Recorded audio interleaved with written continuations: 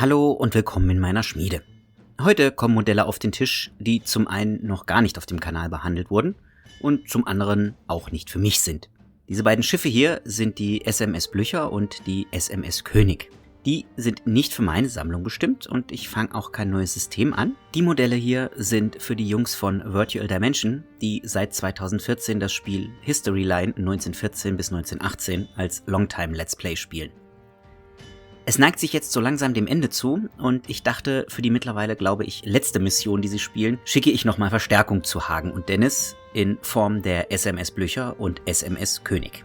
Die SMS Blücher, SMS steht hier nicht für eine Kurznachricht, sondern für die Abkürzung Seiner Majestät Schiff, war benannt nach Generalfeldmarschall Gerhard Leberecht von Blücher, dem preußischen Marschall aus den Napoleonischen Kriegen. Sie wurde im Zusammenhang des Rüstungswettlaufs zwischen Großbritannien und Deutschland vor dem Ersten Weltkrieg gebaut. Der Entwurf begann, als es Berichte zu einer neuen Klasse britischer Panzerkreuzer gab. Das Ergebnis der britischen Entwicklung war allerdings gar kein neuer Panzerkreuzer, sondern die Schlachtkreuzer, die Panzerung zugunsten von Geschwindigkeit aufgaben. Gleichzeitig waren sie aber auch stark genug bewaffnet, um in den Kampf gegen Schlachtschiffe, die damals noch Linienschiffe genannt wurden, eingreifen zu können. Ihre Aufgabe war es, gegnerische Panzerkreuzer und Kreuzer zu bekämpfen. Entsprechend war ihre Panzerung ausgelegt, um die kleineren Kaliber dieser Schiffe abzuwehren. Die Panzerung erwies sich aber im Kampf gegen Linienschiffe als zu schwach, was sich gerade in der Skagerrak-Schlacht zeigte, als die britischen Schlachtkreuzer Queen Mary, Indefatigable und Invincible nach Treffern in die Geschütztürme explodierten. Aber zurück zur Blücher. Die Blücher war eine Weiterentwicklung der Scharnhorst-Klasse, aber den Schlachtkreuzern der britischen Invincible-Klasse in puncto Feuerkraft und Geschwindigkeit unterlegen. Man hatte angenommen, dass die Invincible-Klasse mit 6 bis 8 23,5 cm Geschützen bewaffnet werden würde. Entsprechend wurde auch die Blücher bewaffnet. Die deutschen 21 cm Geschütze erwiesen sich den britischen 23,5 cm Geschützen im Endeffekt aber überlegen.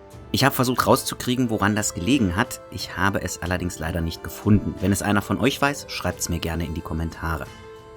Nach dem Bekanntwerden der technischen Daten der Invincible-Klasse war es dann allerdings zu spät, die Blücher noch einmal umzukonstruieren oder umzurüsten.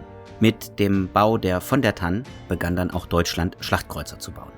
Nach ihrer Indienststellung wurde die Blücher das Flaggschiff der ersten Aufklärungsgruppe der Hochseeflotte. Als die Von der Tann einsatzbereit war, wurde die Blücher Artillerieversuchsschiff. Während Übungen vor der Insel Romsö lief sie fest und musste freigeschleppt werden. Während des folgenden Werftaufenthalts erhielt sie einen neuen Fockmast, der ihr Aussehen stark veränderte. Zu Beginn des Ersten Weltkriegs war sie in der Ostsee stationiert, wurde aber in die Nordsee verlegt. Im November und Dezember 1914 beschossen die Blücher und andere Schlachtkreuzer Yarmouth und Hartlepool. Beim Einsatz gegen Hartlepool wurde die Blücher von 3 Granaten einer Küstenbatterie getroffen, die 9 Besatzungsmitglieder töteten. Trotz der Schäden konnte sie mit eigener Kraft den Heimweg antreten.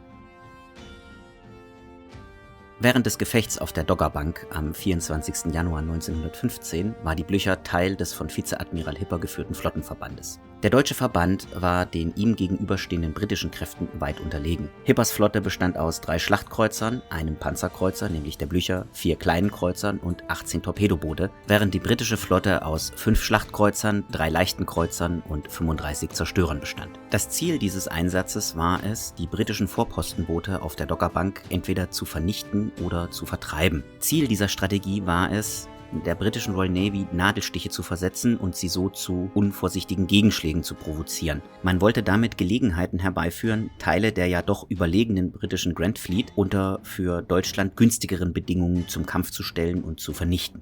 Der Einsatz der Blücher in diesem Gefecht sollte sich vor allem für die Blücher selber als fatal erweisen. Als langsamstes Schiff bildete sie den Schluss des deutschen Flottenverbandes und wurde folglich auf dem Rückmarsch als erstes beschossen.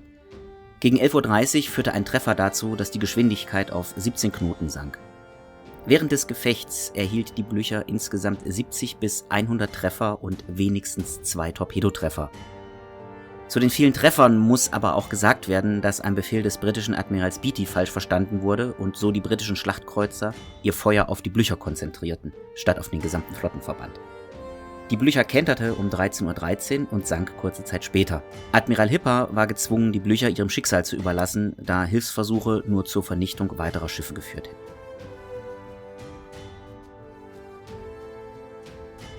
Die König war das Typschiff der König-Klasse, die nach den Titeln der brandenburgisch-preußischen Hohenzollern-Dynastie benannt waren. König, Großer Kurfürst, Markgraf und Kronprinz. Wie schon bei den Linienschiffen der Helgoland-Klasse bestand die Hauptbewaffnung aus 30,5 cm Geschützen. Obwohl die meisten Seemächte zur Bauzeit der König bereits größere Kaliber verwendeten, wurden die 30,5 cm Geschütze beibehalten, weil Krupp bereits mit dem Bau begonnen hatte. Was bei der König anders gemacht wurde, war aber die Aufstellung. Die Geschütztürme waren auf der Mittellinie des Schiffes aufgestellt, im Gegensatz zu der hexagonalen, also Sechseckaufstellung der Helgoland-Klasse und auch der Blücher. Grund für diese Aufstellung war, dass mit der Einführung von Dampfturbinen anstelle von Kolbendampfmaschinen weniger Platz für den Schiffsantrieb benötigt wurde. Einen weiteren Vorteil, die neue Aufstellung der Türme mit sich brachte, war, dass die gepanzerte Fläche reduziert werden konnte. Die Folge war, dass andere Teile des Schiffes besser geschützt werden konnten. Als Antrieb plante man Dampfturbinen für die äußeren Schiffsschrauben, während die mittlere durch einen Dieselmotor angetrieben werden sollte. Dessen Entwicklung verzögerte sich allerdings und so wurde er nur für die letzten beiden Schiffe eingeplant. Als sich die Entwicklung dann noch weiter verzögerte, wurde kurzerhand beschlossen, alle Schiffe mit Turbinenantrieb zu versehen. Neu war allerdings, dass 3 von 15 Kesseln mit Schweröl befeuert wurden. Die Ölfeuerung bot zwar Vorteile, aber bis Kriegsende konnte sich die Marineführung nicht dazu entschließen, zu wechseln. Das lag nicht am technischen Stand der Maschinen, sondern vielmehr daran, dass die Gefahr bestand, im Krieg vom Ölnachschub abgeschnitten zu werden. Kohle stand dagegen genug zur Verfügung und so war ein Ausweichen auf kohlegefeuerte Kessel bedenkenlos möglich. Die König lief 1911 vom Stapel und wurde am 10. August 1914 in Dienst gestellt. Sie nahm als Flaggschiff Konteradmiral Paul Behnkes an der Skagerrak-Schlacht am 31.05.1916 teil. Die König bildete die Spitze der deutschen Flotte und war mit Ausnahme der Schlachtkreuzer am meisten dem feindlichen Feuer ausgesetzt. Sie überstand die Schlacht allerdings aufgrund ihrer guten Konstruktion. Die König hatte 10 schwere und 5 oder 6 mittlere Treffer zu verzeichnen, die 45 Besatzungsmitglieder töteten. Nach Reparaturen in Kiel war sie im Juli 1916 bereits wieder einsatzbereit und nahm an den Operationen gegen die britische Küste teil, bei denen es aber zu keiner Feindberührung kam. Im Oktober 1917 unterstützte sie die Eroberung der Insel Dagö, Ösel und Mohn im Baltikum. Der Flottenbefehl vom 24. Oktober 1918 sah die König als Flaggschiff des 3. Geschwaders vor. Dieser Flotten- oder Operationsbefehl Nummer 19 sah vor, die Hochseeflotte einzusetzen, um die Küsten in der Themse und in Flandern zu beschießen, so die britische Flotte herauszulocken und ihr eine große Seeschlacht zu liefern.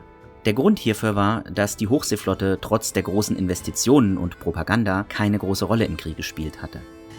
Ziel der Marine war es so nachzuweisen, dass sie auch in Zukunft unverzichtbar sein würde. Der Plan wurde aber nicht mehr umgesetzt, weil sich die Matrosen am 4. November gegen dieses sinnlose Unternehmen auflehnten und mit dem Matrosenaufstand die Novemberrevolution auslösten. Nach dem Waffenstillstand war die König nicht fahrbereit und traf erst am 6. Dezember mit dem kleinen Kreuzer Dresden in Scapa Flow ein, wo sich die Flotte am 21. Juni 1919 selbst versenkte, um zu verhindern, dass sie endgültig den Siegermächten in die Hände fiel. Und das hier sind die Fertige, Blücher und König.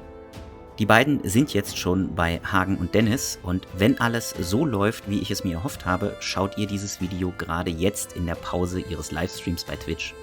Natürlich hoffe ich, dass euch das Video gefallen hat. Und wenn es das getan hat, dann lasst mir einen Like oder Kommentar da, abonniert den Kanal, teilt das Video und natürlich läutet die Glocke. Eben alles, was ihr so von YouTube kennt und bis bald in meiner Schmiede.